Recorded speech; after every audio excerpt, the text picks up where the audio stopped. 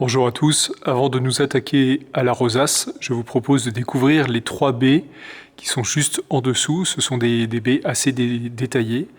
Et d'abord, la baie centrale consacrée à la rédemption de la société. À chaque fois, il y a 2 épisodes.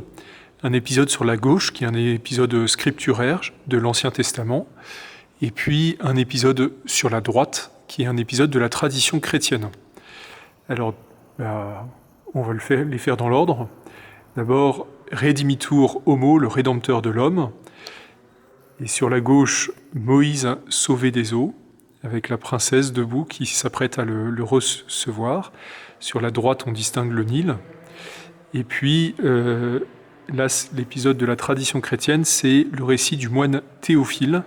Théophile est un moine qui a vendu son âme au diable. On le voit ici en train d'embrasser le démon. Il a vendu son âme en échange du pouvoir de se venger de ses ennemis quand il le souhaite.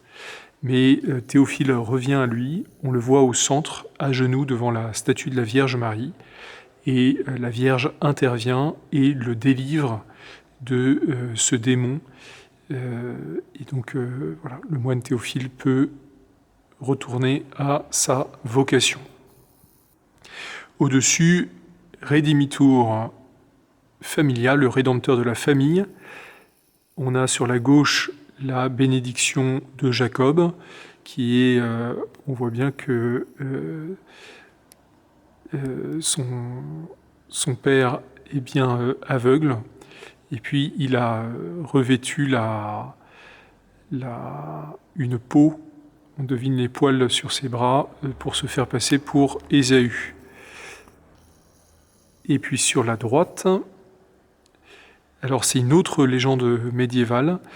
Le petit garçon qui est là tient un rouleau avec marqué Gaude Maria. C'est un jeune enfant qui chantait des chants à la Vierge Marie. Et il y a un homme qui a la haine de la foi et qui le tue. Et l'enfant est miraculeusement ressuscité et rendu à sa famille. C'est pour ça qu'au-dessus on lit « Gaude mater rejuita mère ». Au-dessus, Redimitur Civitas, le Rédempteur de la cité. Sur la gauche, on voit Judith en train de tuer le général. Et puis sur la droite, c'est le récit du voile de Chartres. Les Vikings s'approchaient de la cité de Chartres, et l'évêque prend le voile et implore le secours de la Vierge Marie, et la ville est miraculeusement délivrée de l'invasion. Au-dessus, Redimitur Populus, le Rédempteur du peuple. Sur la gauche, c'est Esther qui a réussi à comparaître devant le roi pour demander la grâce pour son peuple. Elle reçoit la bénédiction. Et sur la droite, on devine que c'est un roi, puisqu'il a une couronne sur le bras. C'est Louis XIII qui est en train de faire le vœu, qui consacre son royaume à la France. C'est pour ça qu'on lit au-dessus de lui « Regnum Gallia, Regnum Maria », le royaume de France, le royaume de Marie. Et puis, le plus important pour la fin, Redimitur Orbis, donc le rédempteur de l'ensemble, on pourrait dire, de la totalité. Sur la gauche, c'est l'arche de Noé, avec la colombe qui est en train d'apporter le rameau d'olivier.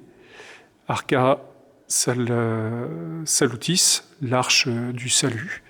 On voit un pêcheur qui est en train de mourir, dévoré par un vautour. Et puis, sur la droite, c'est la bataille de Lépante, durant laquelle le secours de la Vierge Marie avait été imploré. Tous les chrétiens avaient récité le rosaire. Et on voit de fait que les Européens sont en train d'avoir le dessus sur les envahisseurs.